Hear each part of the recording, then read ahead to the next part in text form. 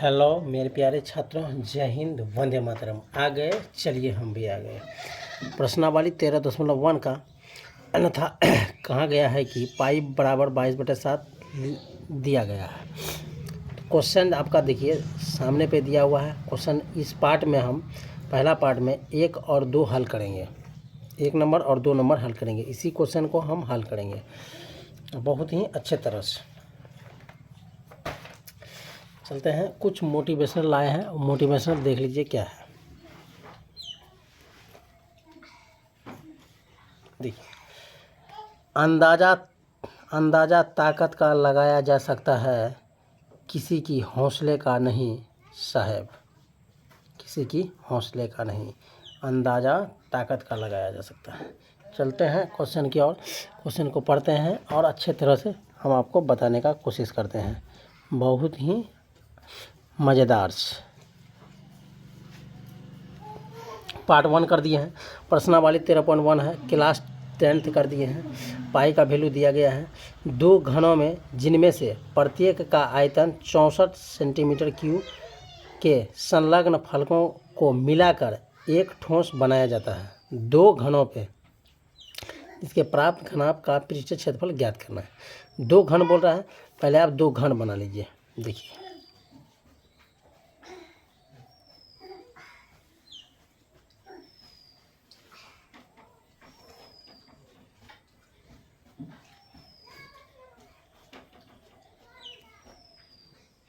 एक ही घन हो गया, जोड़ करके एक और घन बनाना है आपको।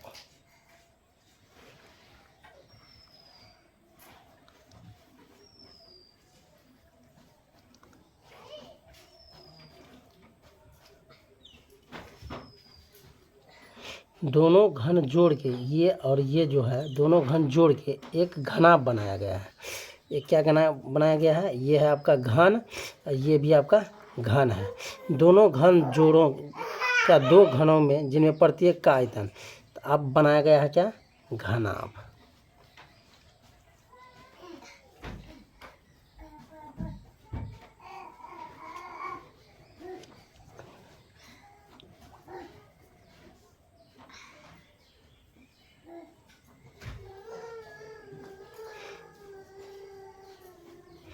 ये आपका क्या हो गया?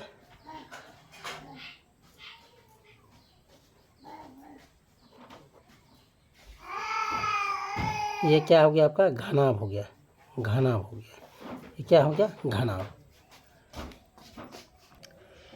दोनों घनभ जोड़ने के बाद एक घना बनाया जाता है, हो गया आपका। देखिए दिया गया है, पहले यहाँ लिख लीजिए आप हल। क्या लिख लीजिए? हल लिख लीजिए।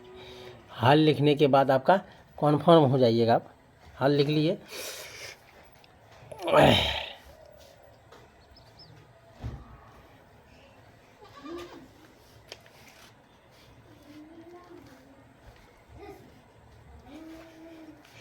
हल लिख लिया है ना? तो आपका दिया गया है, दिया है, क्या दिया है आपका? घन का आयतन, घन का आयतन आपका दिया गया है। घन का आयतन कितना दिया हुआ है? 64 सेंटीमीटर क्यूब दिया हुआ है। ठीक, आप लिखते हैं यहाँ पे माना, क्या लिखिएगा? माना घन, माना घन की भुजा, माना घन की भुजा आपका A सेंटीमीटर होता है। ठीक, आपको एक चीज़ और इसमें जान लेना है, क्या वह देख लीजिए। क्या जानना है आपको? जैसे लंबाई बराबर होता है L से सूचित करते हैं लंबाई को, उसी तरह से चौड़ाई को हम B से सूचित करते हैं। ठीक, उसी तरह से ऊंचाई को हम H से सूचित करते हैं। ठीक,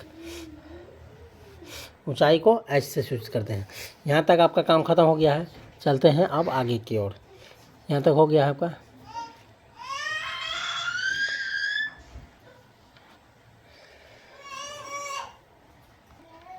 चूँकि आयतन बराबर आपका 64 सेंटीमीटर दिया गया है। ठीक, तो ए क्यू बराबर फार्मूला होता है, घन का आयतन होता है भुजा क्यू। क्या होता है? भुजा क्यू।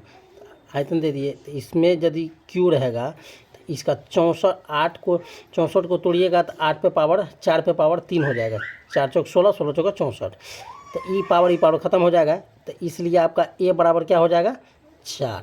एक तरह से ऐसा हो गया। अब दूसरी तरह से देखिए कैसे निकालते हैं, दूसरी तरह से कैसे निकालते हैं वो भी देख लीजिए। अब जैसे ए क्यू यानी कि ए बराबर आपका होता है, यहाँ ए दीजिएगा तो ई क्यू इसमें हट जाएगा तो इस पर हो जाएगा रूट अंदर यहाँ पावर क्यू, घन क्यू है तो पावर 3 छुपा हुआ रहता है। तो ए बराबर रूट अंदर आपको 64 को तोड़िएगा, 64 का आप क्या लीजिएगा? लॉस। 64 का लघुत्तम लीजिएगा आप, देखिए 4 से 16 चौक 64,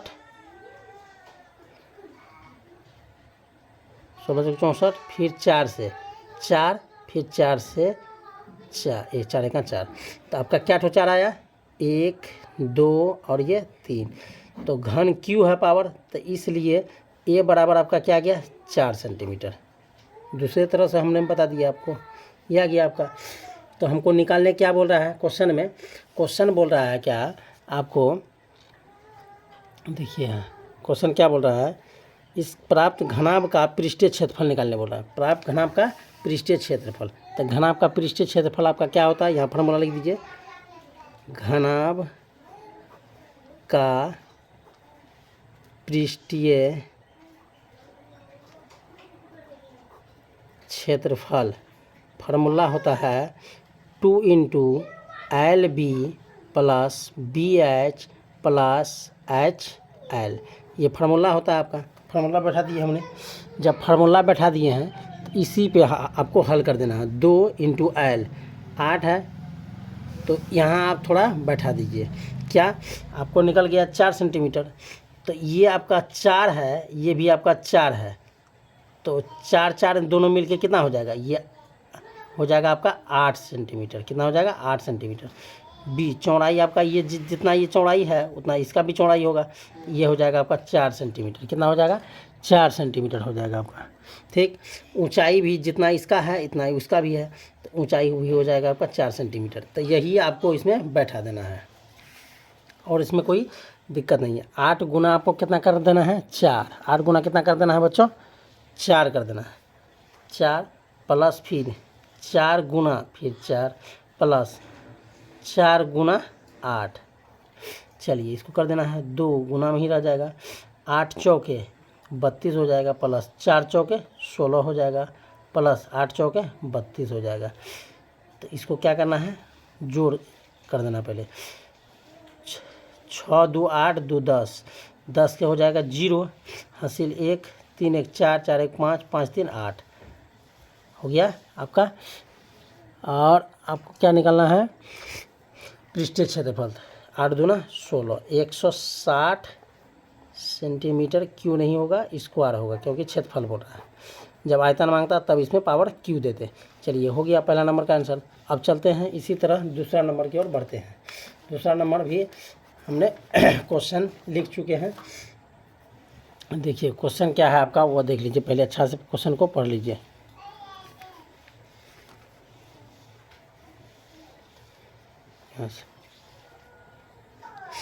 देखिए 2 नंबर क्वेश्चन बोल रहा है, कोई बर्तन खोखले अर्धगोले के आकार का है जिसके ऊपर एक खोखला बेलन अर्धरोपित है। खोखला बेलन अर्धरोपित है एक कटोरा में। अर्धगोले का व्यास 14 सेंटीमीटर। इस बर्तन का बर्तन या पात्र बोलिए कि कुल ऊंचाई 13 सेंटीमीटर है। ऊंचाई जो हाइट है, इस बर्तन का आंतरिक पृष्ठीय क्षेत्रफल ज्ञात करना है। ठीक, इसको बनाते हैं हम।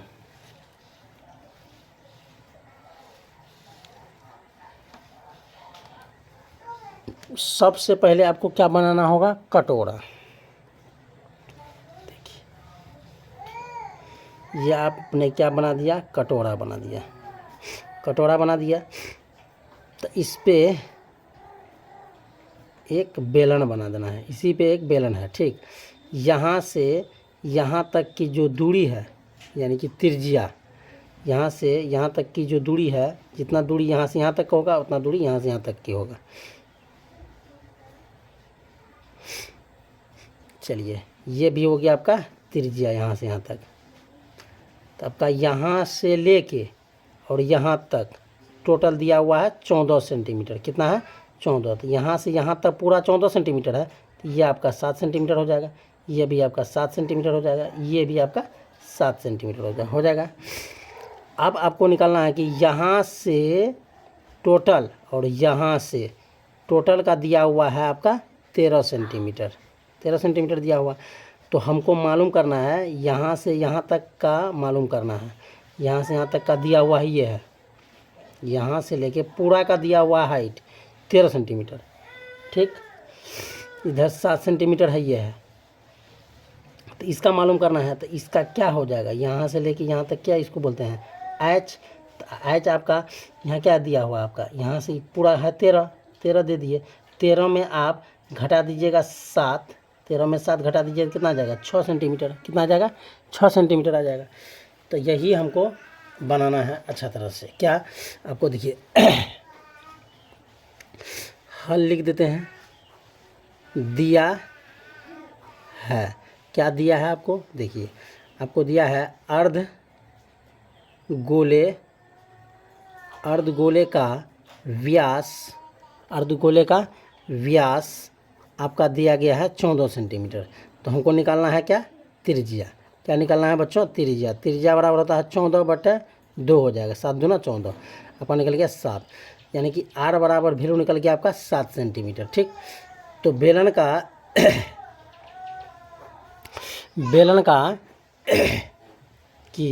की ऊंचाई क्या हो जाएगा, बेलन का ऊंचाई क्या हो जाएगा आपको हम बताए हैं अभी। यहाँ पे बेलन का ऊंचाई आपका कितना दिया हुआ है, बेलन का ऊंचाई h होता है। h बराबर हमको निकालने के लिए क्या करना पड़ेगा, पूरा है आपका 13 हाइट, यहाँ से यहाँ तक कि कटोरा का दिया हुआ है 7, 13 में से 7 चले गया, 6 सेंटीमीटर निकल गया। ऊंचाई आपका 6 सेंटीमीटर निकल गया बेलन का। तो अब यहाँ लिखेंगे प्रश्नानुसार। क्या लिखेंगे यहाँ पे, प्रश्नानुसार। यहाँ पे प्रश्नानुसार। चलिए यहाँ सब कुछ का मान हो गया, आर का वैल्यू हो गया, एच का वैल्यू हो गया। अब हम इसी को बैठाएंगे। पाई का वैल्यू पता है आपको 22/7 सेटिंग करना है। चलते हैं आप इस पर बनाते हैं। यहाँ पे हमको लिखना है बर्तन का आंतरिक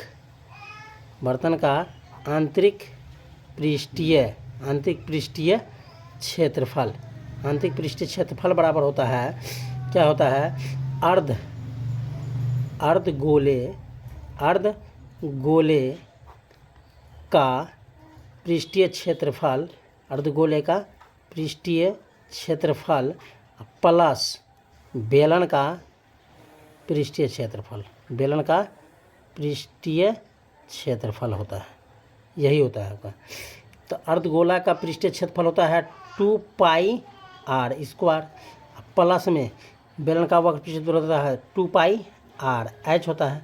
तो दोनों में देखिए कॉमन क्या होता है, इसमें भी 2πr है, इसमें भी 2πr है, तो 2πr कॉमन हो गया।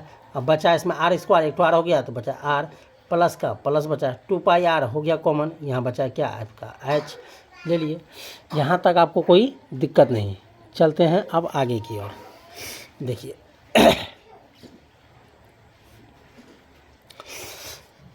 दो के जगह पे 2 रख देंगे। पाई का वैल्यू क्या रख देंगे, 22/7 रख दिए। आर का वैल्यू आपका दिया गया है, वहाँ पे निकाले थे अभी 7, आर का वैल्यू 7 प्लस एच का वैल्यू आप निकाल के वहाँ बता दिए थे 6।